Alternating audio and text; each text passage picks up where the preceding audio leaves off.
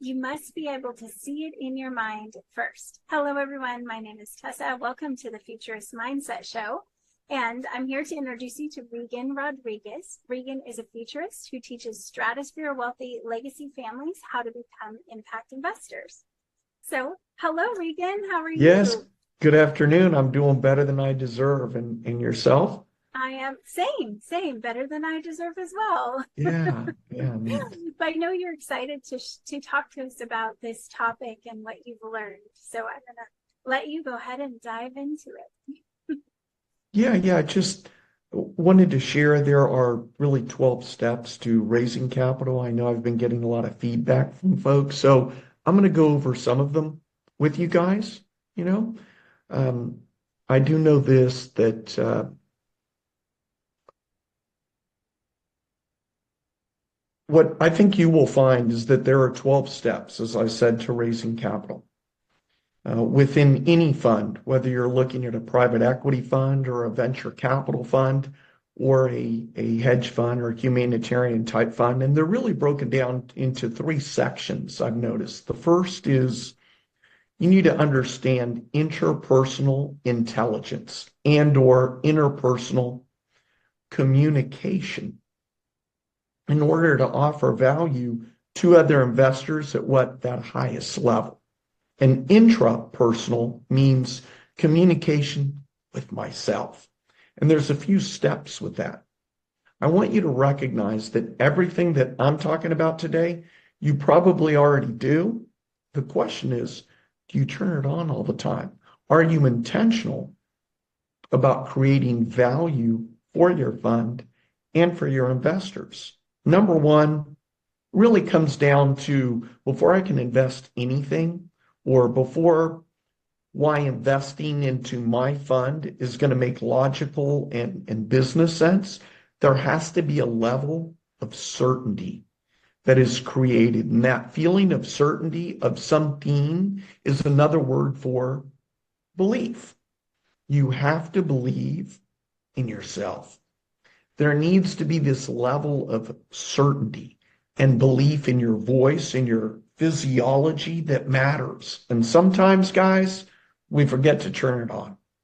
Happens to me. I get into that meeting thinking about the worst thing that just happened, and I kind of go right into that meeting and I go into action without the belief.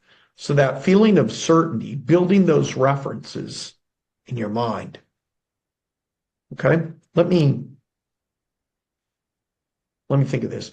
Before I talk with any investors or partners, I remember who I am. I remember who I'm speaking to. I believe in them, and I believe in myself. I believe in what we're talking about. And I want you to take belief like some really great sauce that you just kind of pour on food, right? Teach and present that belief, that that belief sauce over your pitch deck, over your business plan.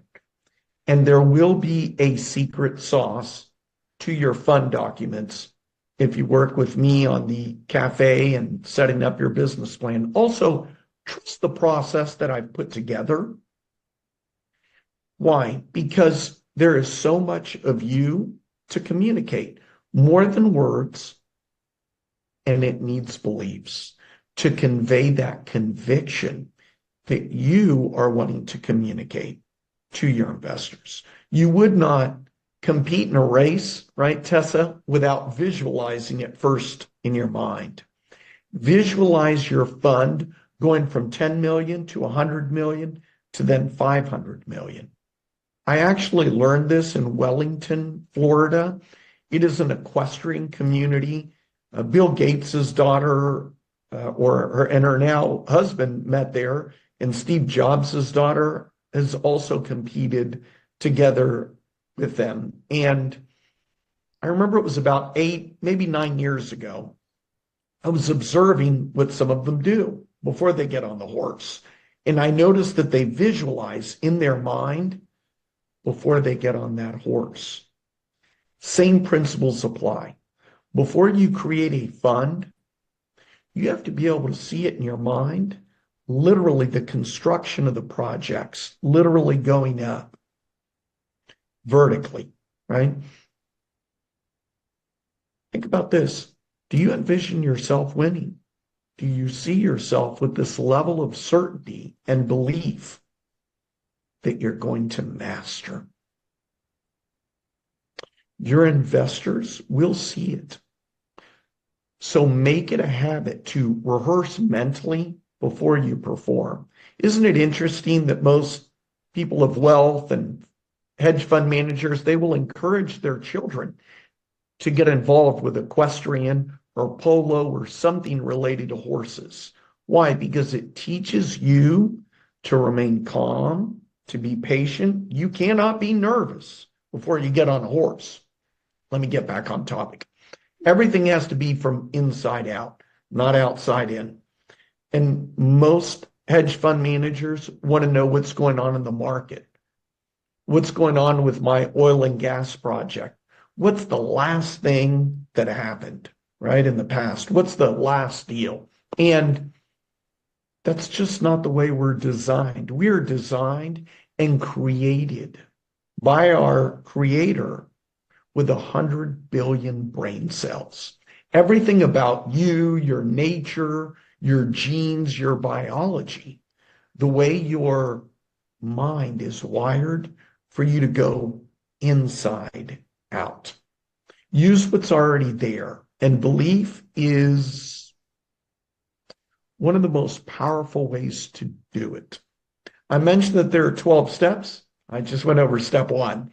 Interpersonal communication, or building that level of certainty and belief. Let's go to number 2, physical expression.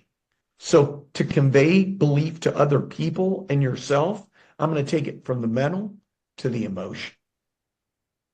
Instead, I let the body convey a mental to the physical by changing the body to express that level of belief. So I have to walk with a level of confidence. I have to consciously turn confidence on instead of looking for it from outside sources. Instead of asking yourself, do I look good today? Instead, know that confidence comes from an intrapersonal place, comes from belief, comes from within. So I run the race in my mind. I know what value I'm offering. I see how I want it to end. And then I've got this great energy, this great state. Now, I just have to change my physical expression. I recommend put your shoulders back. If you're like me, I tend to slouch sometimes. Communicate to yourself that you're offering value. I just read this the other day. 55% of effective communication is physical expression. The article didn't say this, but they mean your physiology. Make sure you show up and you're present. Some people do this unconsciously. If you're watching this, I'm sure you probably do this all the time. It might just be unconscious, right? I shared this exact principle with a guy that had mentioned to me that what he does is he listens to his favorite song. And my response to him was, if you're presenting to big investor and fear comes, then fear is asking you, do you want to fight for it or do you want to flee? Now let's remember, if fear is there, then fight or flight is there, and you got to pick one. And I prefer to fight from a soulful perspective by listening to that song that's going to motivate you versus freezing up and going into flight mode and then not remembering what I'm going to say. So use that energy, use that passion. It's okay to be a little nervous or a little fearful. It's going to work to your advantage. So just change your physiology. Maybe your shoulders need to be back, or find that song that has a powerful presence. Pick your song, get into that state. Remember, it's not the words, it's the music. And you might want to argue with me on that. And before you do, think about this. We all have that song when we're in the car that we like bebopping around to. right? And you may not even know the words to the song. Number 3, external focus. Once you've developed this amazing belief system and you're coming with a lot of references, a lot of certainty, and it's showing in your body. Now be careful, guys. You don't want it to get into arrogance. You want it to be confident, but that confidence is competence when it's externally expressed. What do I mean by that? I have to have an external focus. It's not about me. And sometimes the most confident people can turn into the most arrogant people because they forget who they're talking to. I actually learned this in Palm Beach. It's filled with that expression, act as if, also known as fake it till you make it. I hate that. It's called lying. Yeah. Think about it for a minute, right? Have you ever been arrogant? I have.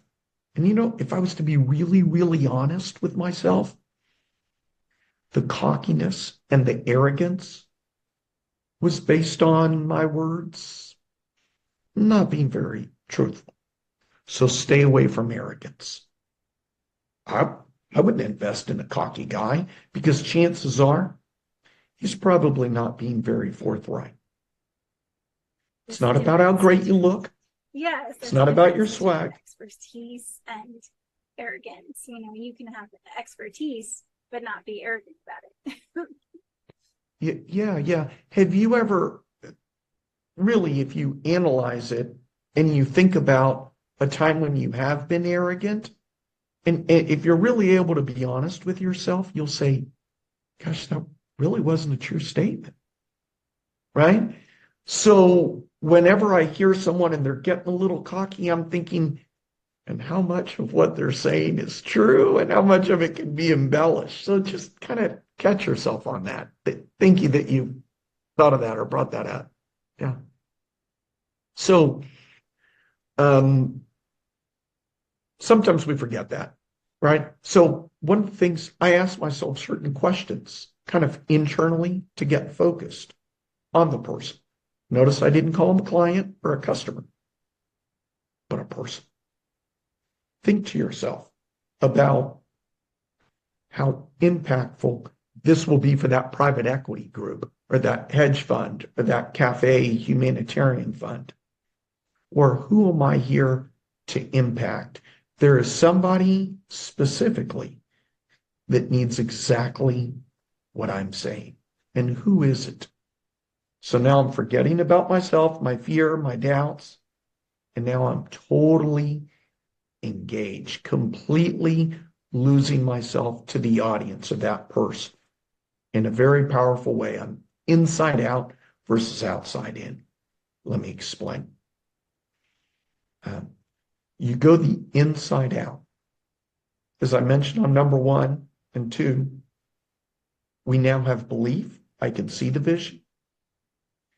Now I'm ready to start looking at how I can help somebody else. And I've got to make that transition. And that transition is we've been doing a lot of focus on myself and changing me. Now I've got to give it to the audience. I've got to give it to the people that God has placed in my life. So now I have to think about the people that are listening. I'm going to get out of my head, get out of my body, and I'm going to create and deliver that energy out.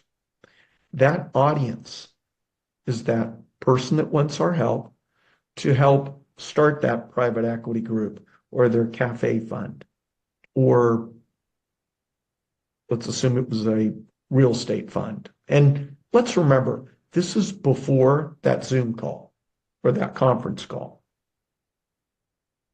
So I haven't even talked to anybody yet.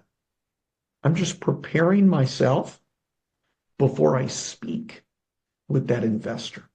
I am completely focused on their needs, their wants, And I'm going to take my confidence, my belief, and my competence, and I'm taking all of that with me to that call, that Zoom meeting. I also want to talk about number two when I talked about let's be self-aware and let's also be conscious on kind of gauging who's doing more of the speaking and who's doing more of the listening. I'm going to talk on that because do you even gauge that? I mean, and that wasn't a put down if you're watching this. I used to not. Okay. So I don't know if you're watching this, if you've ever read the book, How to Win Friends and Influence People, but I highly recommend it. I've had people say to me, oh, Regan, that stuff's a bunch of common sense. I don't need to read that book. No, it's not filled with common sense, right, Tessa? I used to think that the person that did the majority of the talking was interesting. Isn't that what you would think? Logically, you would think that. And what I've learned is that it's best to be interested versus interesting. It's about them, not you. So before that Zoom meeting, have the slides in front of you. Show that you're organized. So for example, if I was going to go over the proper order on how your business plan should be, I would show them this about the proper order on the business plan. And I'd emphasize these 10 points and why it's important.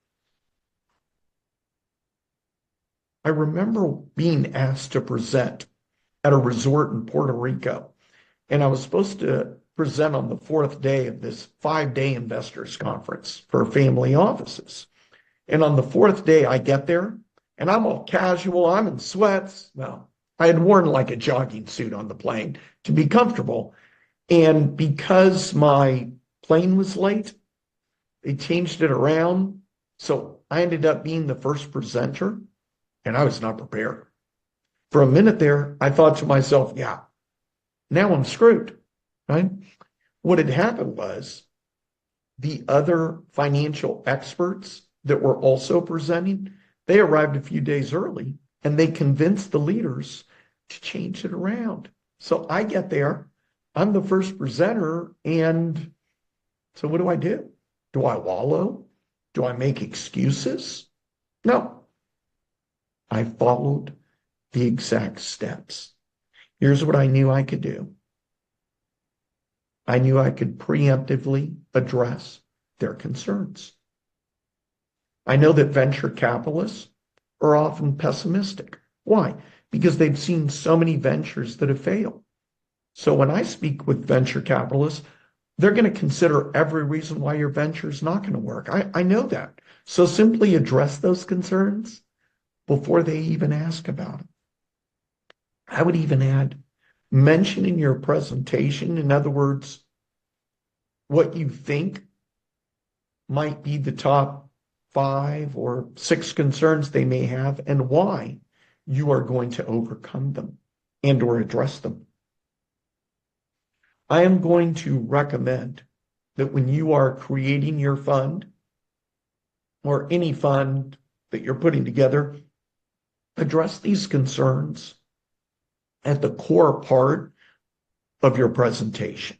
Also, have maybe 4 to 5 backup slides that you have at the end of your presentation, if needed. And that's to address other common concerns that you guess investors may have.